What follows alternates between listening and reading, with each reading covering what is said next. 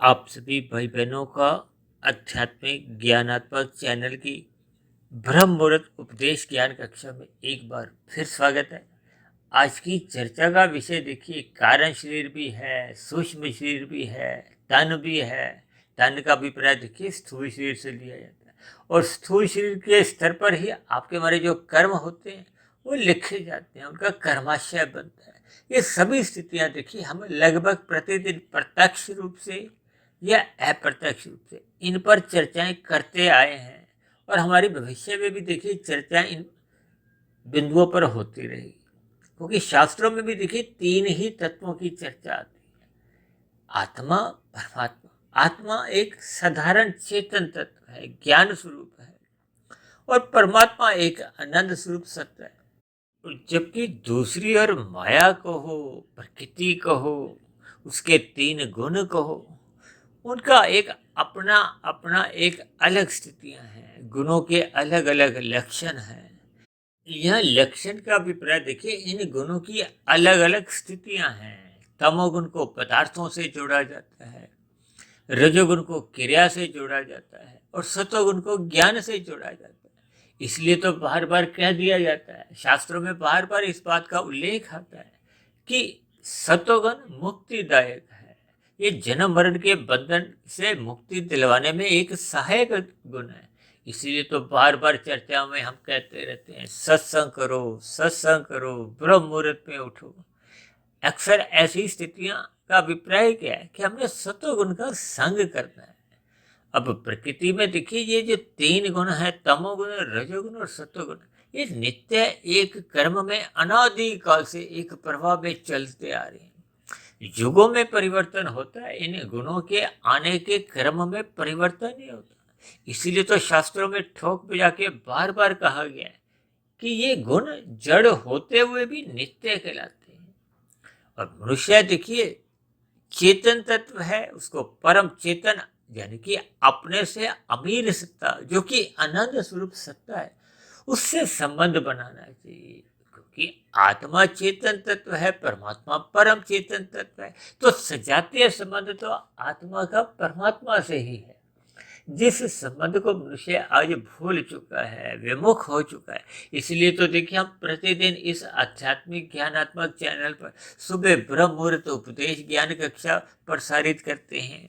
शाम को संध्या बेला ज्ञान कक्षा में मूलभूत रूप से तो इन तीन विषयों को ही लेते हैं, इन तीन तत्वों पर ही चर्चा करते हैं। और कोई चौथा तो कोई देखिए तत्व है ही नहीं, और बहुत ही साधारण सा ज्ञान है। लेकिन इस साधारण से ज्ञान को भी मनुष्य अनादि काल से समझ नहीं पाया का अभिप्राय तो देखिए, आप देख ही सकते हो कि 84 लाख प्रकार की जोनियों में हम सभी भाई बहन देखिए बंधन रूप में बार बार जन्म लेते हैं। फिर आपका उस जोनि विशेष में मरण होता है, और इन सभी जोनियों में केवल और केवल मनुष्य जोनि का ही महत्व है। महत्व इसलिए है क्योंकि शेष जोनियां तो भोग जोनि है। भोग जोनियों का अभिप्राय है कि मनुष्य जोनि ही एकमात्र कर्म जोनि है, साधना जोनि का एक अवसर है। इतनी सी साधारण बात को यदि मनुष्य स्वीकार कर ले, समझ ले, अपने लाभ को समझ ले, अपनी हानि को पहचान ले। क्योंकि हानि क्या है, जब हम अपने से नीचे की सत्ता से जुड़ते हैं, माया से जुड़ते हैं। क्योंकि माया तो देखिए जड़ है, हम चेतन तत्व हैं। चेतन को परम चेतन तत्व से जुड़ने से ही लाभ है। लाभ का अभिप्राय क्या है? देखिए, हम सभी भाई बहन सदा ही आनंद की तलाश करते हैं। हम भौतिक प्रकृति में भी हमारा कोई माया से लेना देना नहीं है, वो तो हमारा अज्ञानतावश हम ऐसा अपने अनुभव में मान चुके हैं कि भौतिक प्रकृति में ही सुख है। अक्सर मनुष्य ऐसी भावना पाल लेता है, ऐसा मन में स्वीकार कर लेता है कि अभी मुझे सुख नहीं मिला, अन्यों को तो सुख मिल रहा है, अन्य मनुष्य तो सभी सुखी नजर आते हैं। देखिए, ये जो नजर आते हैं ये एक अलग स्थिति है, क्योंकि शास्त्रों में ही ऐसा माना गया है, ऐसा बार बार समझाया गया है कि इस माया में, इस प्रकृति में त्रिविध ताप बने रहते हैं। त्रिविध ताप का अभिप्राय देखिए, आध्यात्मिक दुखों से है, भौतिक दुखों से है, दैविक दुखों से है। आध्यात्मिक दुखों का अभिप्राय तो हमारे स्वयं के ही किए गए कर्मों का एक फल मिलता है। हम अच्छे कर्म करते हैं तो हमें सुख मिलता है, हम बुरे कर्म करते हैं। ये अच्छे बुरे कर्म है क्या स्थितियाँ? देखिए, आज हमने ये जो अलग अलग स्थितियों से, देखिए, कर्म को हमने एक विशेष महत्व दिया, इसीलिए हमने सफेद रंग से दर्शाया। और तन को भी हमने देखिए सफेद रंग से इसलिए दर्शाया कि जब तक मनुष्य अपने स्थूल शरीर के स्तर पर अपना शुद्धिकरण नहीं करता, शुद्धिकरण का अभिप्राय है कि वो माया से बंधना अपने आप को छुड़वाता नहीं है। देखिए, मेरे परमात्मा की कृपा से अभी तक की जो 1450 के आसपास जो वीडियो बनाई है, उन सभी वीडियो में मेरा एक प्रयास रहता है कि शब्दों के रंगों द्वारा, उनको कुछ तीरों द्वारा, कुछ चिन्हों द्वारा कुछ ऐसे समझाया जाए कि एक साधारण मनुष्य यदि वीडियो को सुनते समय वीडियो के चित्र पर अपनी नज़र बनाए रखता है, विशेष रूप से उन वीडियो के जिन पर कुछ एक विशेष प्रकार की आकृतियां बनी होती है, उसी में ही देखिए आज वीडियो पर हमने जो पहला शब्द लिखा है कर्म, उसके नीचे हमने देखिए काले 5 तीर दिखाए हैं। ये 5 तीर के हैं, गंध, रस, रूप, स्पर्श और शब्द। ये मनुष्य तन के स्तर पर, स्थूल शरीर के स्तर पर भोगने से थकता नहीं है, रुकता नहीं है, क्योंकि ये पांचों भोग विषय देखिए एक तामसी पदार्थों के हैं। राजसी पदार्थों को हो, तामसी को हो, देखिए जब हम तमोगुण रजोगुण की स्थितियों पर थोड़ा विचार करते हैं, भले ही तमोगुण से 10 गुना अच्छा शास्त्रों में बार बार कहा गया है रजोगुण है, लेकिन शास्त्रों में एक बात और कही गई है। देखिए, शास्त्रों में एक एक शब्द बहुत ही नपा तुला तोल के क्रमबद्ध तरीके से कहा जाता है, लेकिन मनुष्य उनके भावार्थ समझता नहीं है, उन पर चिंतन नहीं करता। चिंतन केवल किसका करता है? भोग्य विषयों का। ये जो वर्तमान समय में देखिए 24/7 मनुष्य के मन मस्तिष्क पर बैठ गया है कि मौज मस्ती करो, खाओ पियो, मौज मस्ती करो। 24 घंटे मनुष्य विषय भोगों का ही एक रस पीना चाहता है, और इसी के दौरान ही मनुष्य सकाम भाव से कर्म करता है। देखिए, भगवान श्री कृष्ण ने अर्जुन के रथ के जो 5 घोड़े इसीलिए दर्शाए हैं कि ये आपके बड़े 5 भोग्य विषय हैं। उन्हीं 5 घोड़ों को हमने देखिए एक तीरों की एक दिशा दर्शाई है। ये दिशा क्या है? हमने काले रंग से दर्शाई है। काले रंग का अभिप्राय कि ये आपके बड़े अंतोगत्वा ये पतन का कारण बनते हैं, जब जब मनुष्य इनको रस बुद्धि से भोगते हैं। अब देखिए ना, हमने सूक्ष्म शरीर को रंगीन दिखाया है। अब यहाँ सूक्ष्म शरीर का अभिप्राय देखिए उन 17 तत्वों से है। 5 आपके बड़े सूक्ष्म भूत हैं, गंध, रस, रूप, स्पर्श और शब्द, जिनके कारण आपके हमारे स्थूल शरीर जो पृथ्वी, जल, अग्नि, वायु, आकाश का बना है, वो भी तामसी हैं। ये भोग विषय सूक्ष्म भूत भी तामसी हैं। इनका एक सजातीय संबंध है। और ये जो हमने 2 तीर काले रंग के जो दर्शाए हैं, इनका अभिप्राय देखिए मन बुद्धि से है। ये मन बुद्धि ही देखिए बंधन का कारण है। बार बार शास्त्रों में इस बात को दोहराया गया कि मन ही बंधन का कारण है, मन ही मोक्ष का कारण है। जबकि शास्त्रों में देखिए मन के ऊपर तो ये बुद्धि तत्व है। इसीलिए भगवान श्री कृष्ण ने बुद्धि को अपने हाथों में रखा है। अपने हाथों का अभिप्राय क्या है? कि हमें सात्विक बुद्धि रखनी है, गुरुओं की आज्ञा में रहना है, शास्त्रों के अनुसार अपनी दिनचर्या व्यवस्थित रखनी है, एक अनुशासन में रखना है। और ये जो लगाम है, ये लगाम किसकी है? ये मन है। देखिए, ये 5 जो घोड़े इधर उधर भागते हैं, इधर उधर भागने का अभिप्राय क्या है? ये जो 5 भोग्य विषय हैं, गंध, रस, रूप, स्पर्श और शब्द, मनुष्य का जो एक पूरा जीवन है इन 5 भोग्य विषयों को अधिक से अधिक भोगने की उधेड़ बुन में ही भागता रहता है। इसी का ही चिंतन करता है, इसी के लिए ही प्रयास करता है। प्रयास को हो, कर्म को, और कर्म में देखिए फिर 2 प्रकार की स्थितियां बनती हैं, पाप और पुण्य कर्म।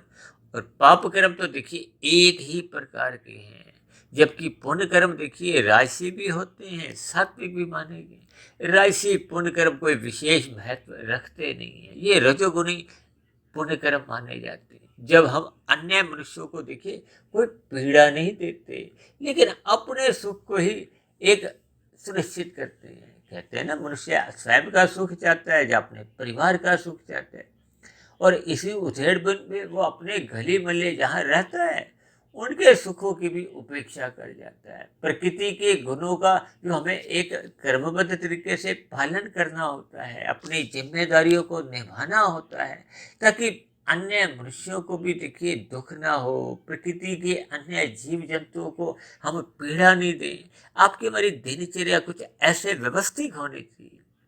अब अक्सर हम बार बार कहते रहते हैं ना कि अपने धर्म का पालन करो। यहाँ धर्म का अभिप्राय देखिए शास्त्रों में बार बार कहा गया है कि धर्म का अभिप्राय ये जो हम बार बार जुड़ते रहते हैं, हिंदू धर्म, मुस्लिम धर्म, ईसाई, ये सब देखिए एक विचारधारा है।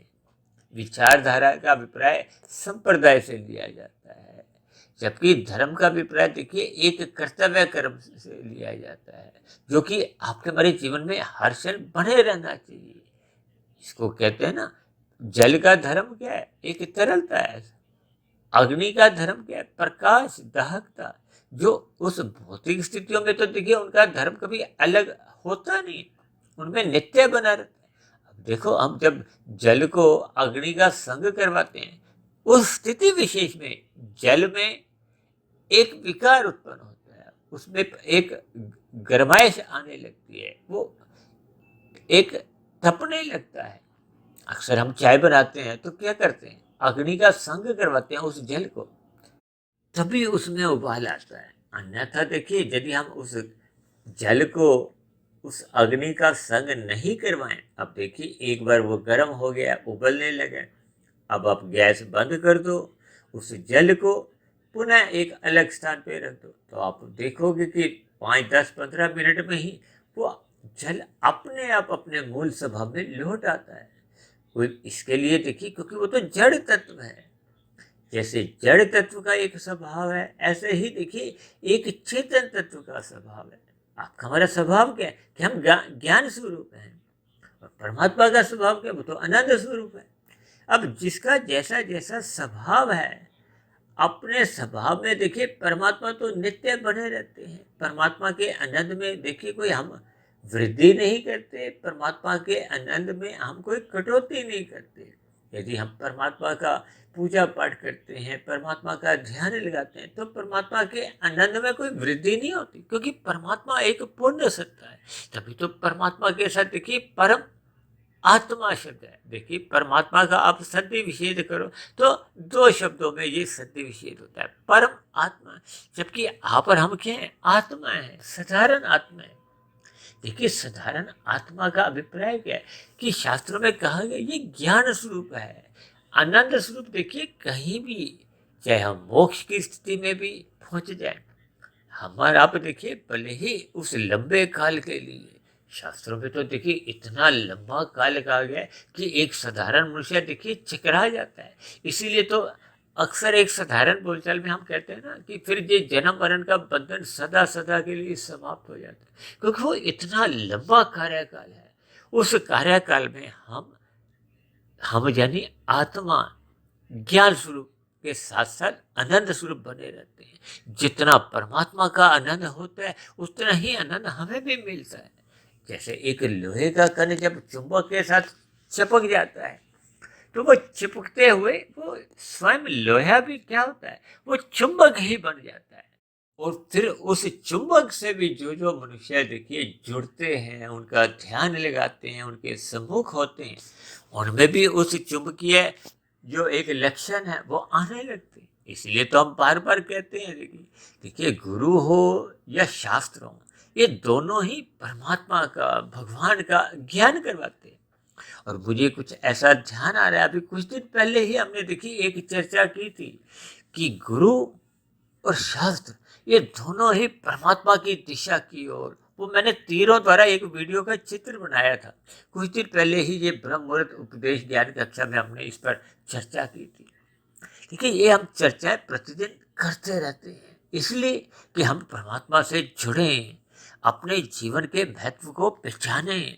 क्योंकि हम देखिए अलग अलग वीडियो के नाम रखते हैं, फिर अलग रखे हुए नामों में हमें परमात्मा द्वारा जैसी जैसी देखिए प्रेरणाएं मिलती हैं। अब देखो, आज के चित्र में हमने देखिए सूक्ष्म शरीर को हमने रंगीन इसलिए दर्शाया है क्योंकि ये जो मन और बुद्धि है, ये जब एक ही दिशा में मिलने लगते हैं, ये मिलने का अभिप्राय क्या है कि देखिए परमात्मा ने कहा है कि अपनी बुद्धि को सात्विक बनाए रखो, सत्संग करते रहो, तो फिर हम रजोगुण में नहीं गिरते। देखिए, जब हम सतोगुण में स्थित होते हैं, सत्संग करते हैं, तो फिर मनुष्य का रजोगुण मर्यादा में रहता है।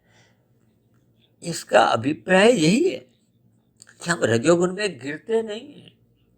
अपने स्थूल शरीर की अवस्थाओं की पूर्ति तक ही रजोगुण का संग करते हैं। ऐसे तो हम देखिए तमोगुण का भी संग करते हैं। अभी कुछ घंटे पहले मैं उठा हूँ, तो उससे पहले तो मैं भी नींद ले रहा था, मैं भी सोया हुआ था।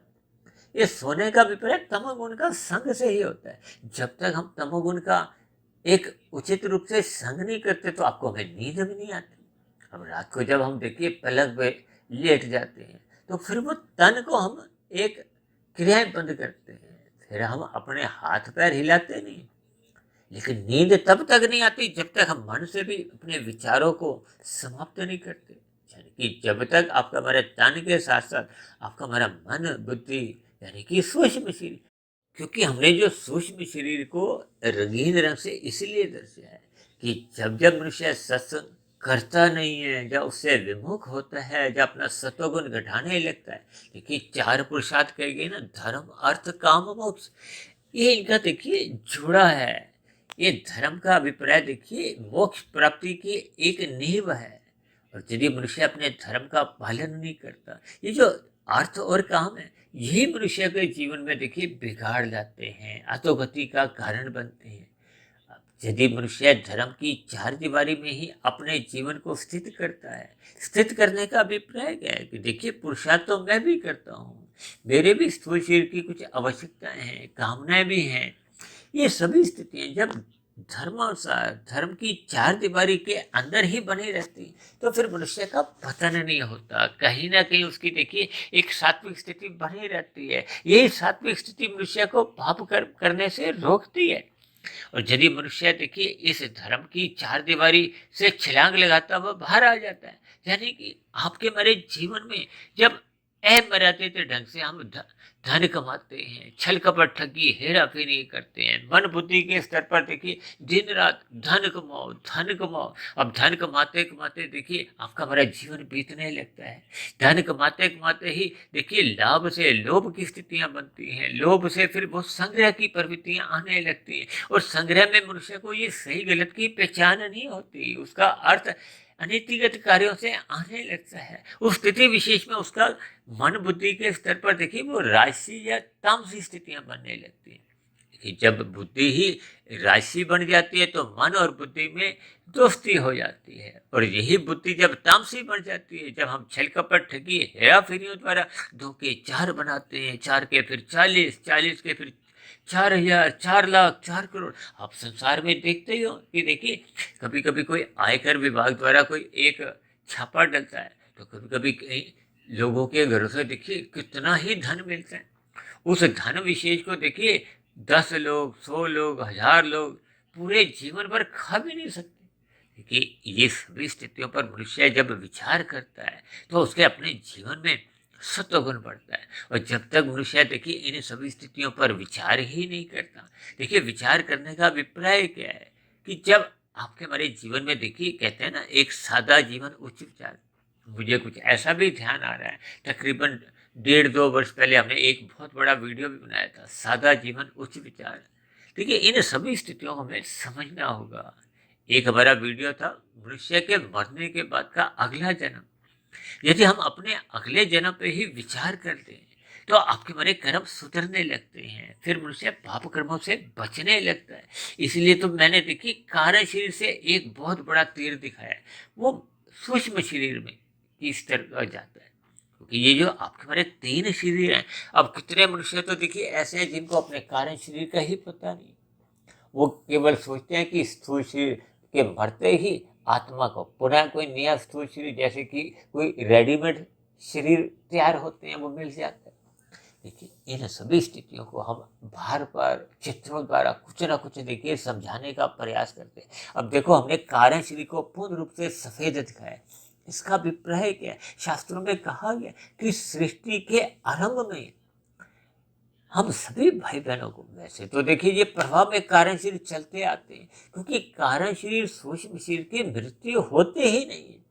ये जो 84 लाख प्रकार के शरीर हैं, ये तो तन के स्तर पर हैं, इनको स्थूल शरीर कहा जाता है। भले ही आपके बड़े स्थूल शरीर, कभी कभी देखिए कुछ ऐसे सूक्ष्म जीव भी होते हैं जो आपको हमें स्थूल आंखों से नजर में नहीं आते, लेकिन शास्त्रों में तो उनको भी तो स्थूल शरीर ही माना गया है। अब हाथी तो इतना बड़ा जीव है। और इसी तरह देखिए मेरा तो अपना स्वयं का ऐसा अनुभव है, कभी कभी हम कोई पुरानी पुस्तक निकालते हैं, कोई कॉपी निकालते हैं, कोई 5 7 10 साल बाद हम निकालते हैं, उसमें कभी कभी कोई बहुत ही छोटे सा जीव चल रहे होते हैं जो आपको में आंखों से नजर भी आते हैं। इसी तरह देखिए कुछ ऐसे सूक्ष्म जीव हैं जो दूरबीन से नजर आते हैं। और शास्त्रों में तो देखिए कुछ ऐसे संकेत मिलते हैं कि कुछ ऐसे जीव हैं जो दूरबीन से भी नजर नहीं आते, लेकिन उन शरीरों के भीतर भी देखिए सूक्ष्म शरीर है, सूक्ष्म शरीर के भीतर फिर कारण शरीर है, कारण शरीर के भीतर फिर आत्मा है, आत्मा के देखिए भीतर भी और बाहर भी फिर परमात्मा है। अब परमात्मा की इन सूक्ष्म स्थितियों पर यदि हम चिंतन करें तो हम एक विस्मात की स्थिति में पहुंच जाते हैं। हम परमात्मा से एक बहुत ही गहरे तल पे फिर प्रभावित होते हैं। इस प्रकृति के 3 गुणों के रहस्य को फिर हम समझने का प्रयास करते हैं। भगवान श्री कृष्ण ने तो बार बार कहा है कि इन 3 गुणों से हमें सकाम भाव से बंधना नहीं है। बंधना का अभिप्राय क्या है? संग नहीं करना। संग करने का अभिप्राय देखिए रस बुद्धि से इनका हमने संग नहीं करना। अब देखिए ना गुण चल रहे हैं, यदि हम इनके साथ रस बुद्धि से जुड़ते नहीं हैं तो फिर इनका रंग कहो, कारण शरीर में कर्माशय नहीं बनता, बुरे संस्कार नहीं बनते, तो फिर आपका हमारा कारण शरीर शुद्ध बना रहता है। शुद्ध कारण शरीर होने से फिर आत्मा का प्रकाश बाधित नहीं होता, वो अपने मूल ज्ञान में एक सहज ही उसकी स्थिति बनी रहती है। तभी तो बार बार कहा गया मनुष्य जोनि में ही सत्संग करते हुए हमें शुभ संस्कार बनाने हैं।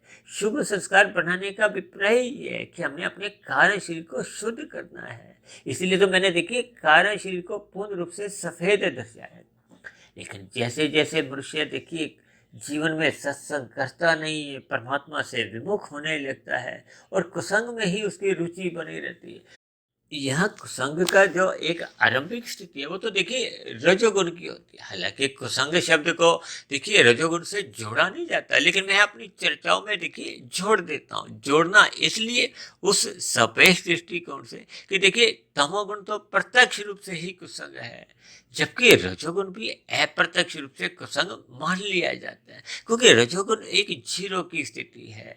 हम आगे बढ़ नहीं पाते, संसार में ही उलझे रहते हैं। जब हम संसार में ही उलझे रहते हैं या जीरो की ही स्थिति पर बने रहते हैं, क्योंकि रजोगुण में रहते हुए आपका हमारा ना लाभ होता है ना हानि होती, लेकिन हानि होने की संभावना इसलिए बनी रहती है क्योंकि तमोगुण और रजोगुण ये पास पास हैं, ये पड़ोसी हैं। अब पड़ोसियों के दर्शन तो देखिए आते जाते होने ही लगते हैं। अक्सर हम जिस स्थान पे रहते हैं तो उस गली मोहल्ले में कभी कभी आपके मेरे पड़ोसियों से देखिए दुआ सलाम दूर से ही होती है, हाय हेलो होती है।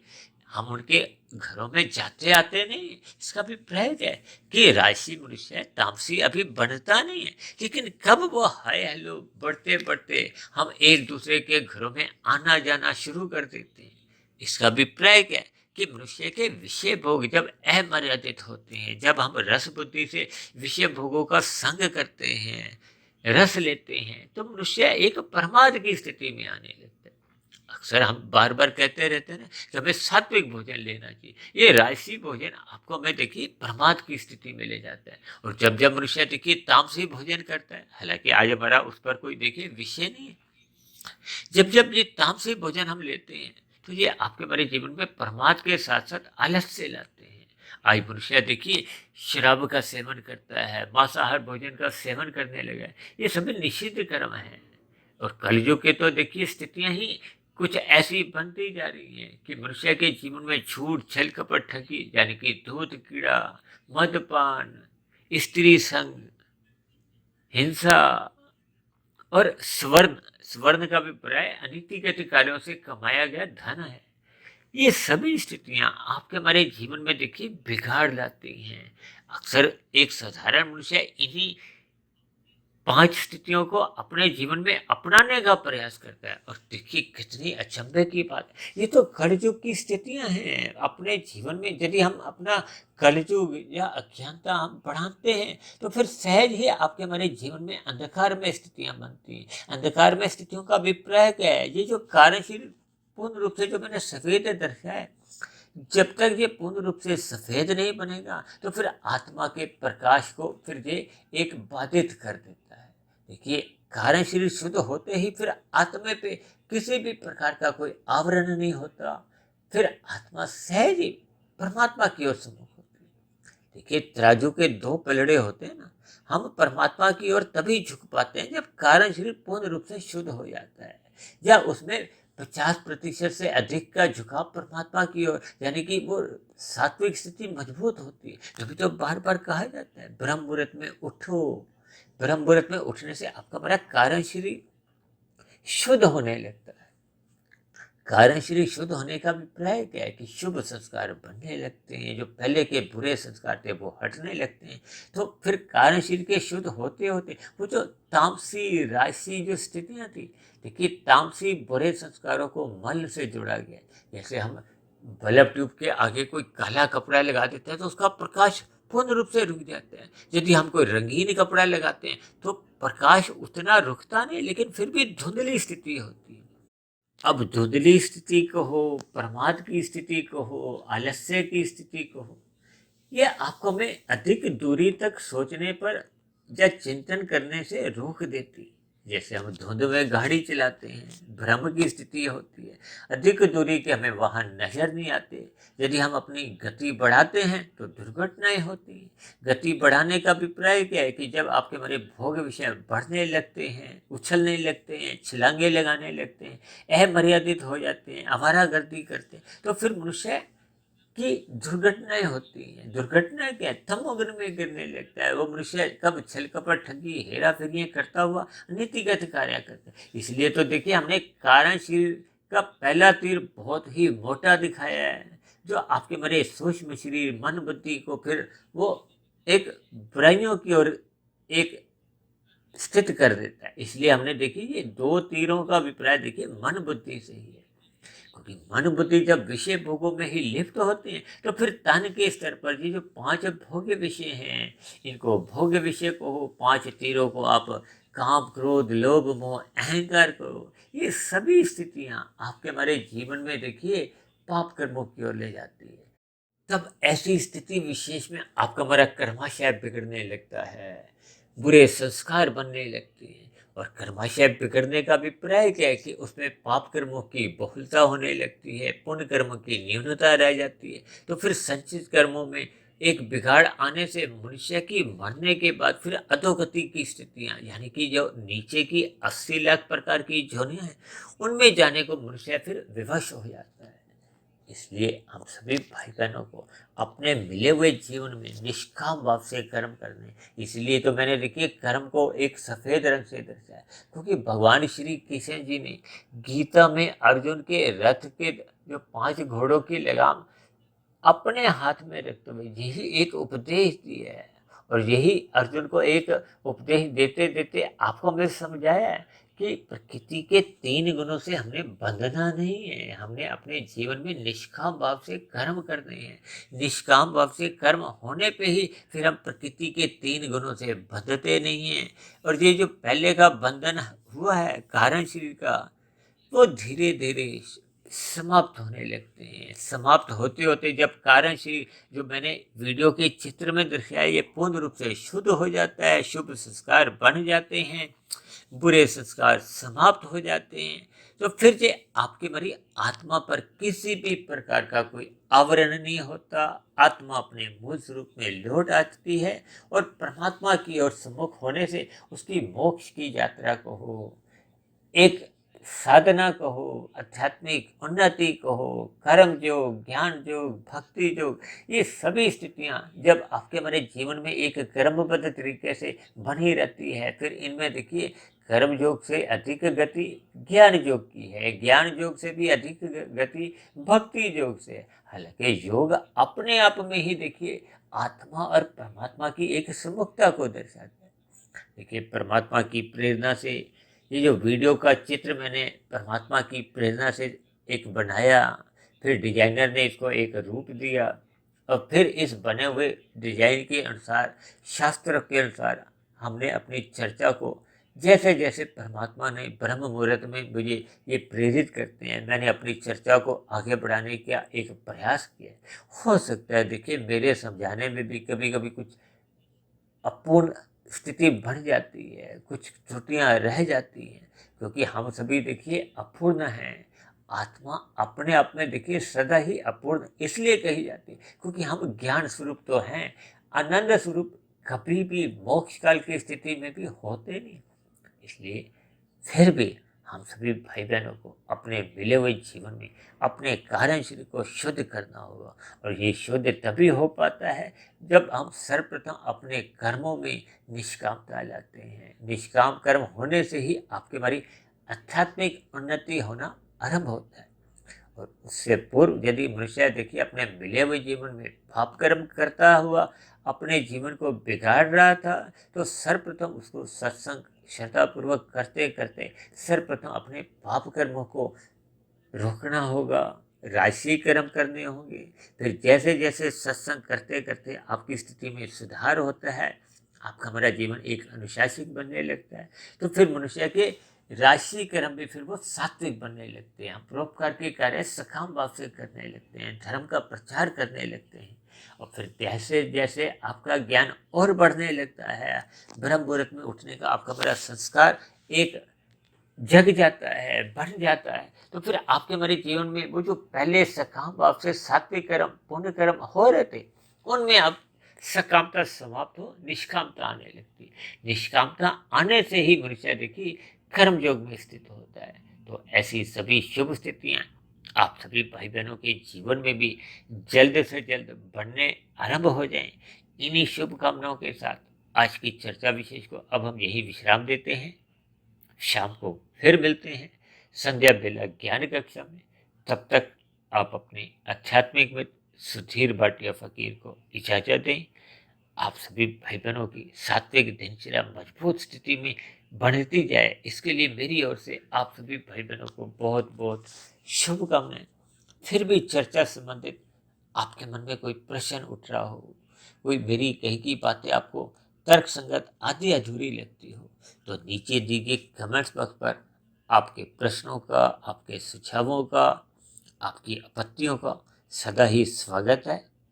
यदि बनी हुई वीडियो आपका मार्गदर्शन करने लगी हो, परमात्मा से आपकी प्रीति जगाने लगी हो, तो मेरी आप सभी भाई बहनों से विनती है कि इन बनी हुई वीडियो को आप अधिक से अधिक भाई बहनों में शेयर करते हुए समाज में सतोगुणी वातावरण का विस्तार करें, लोगों में भाईचारा बढ़ाने में एक मदद करें, ताकि सभी मनुष्यों का ही नहीं प्रकृति के अन्य जीव जंतुओं का भी सुखमय जीवन बने।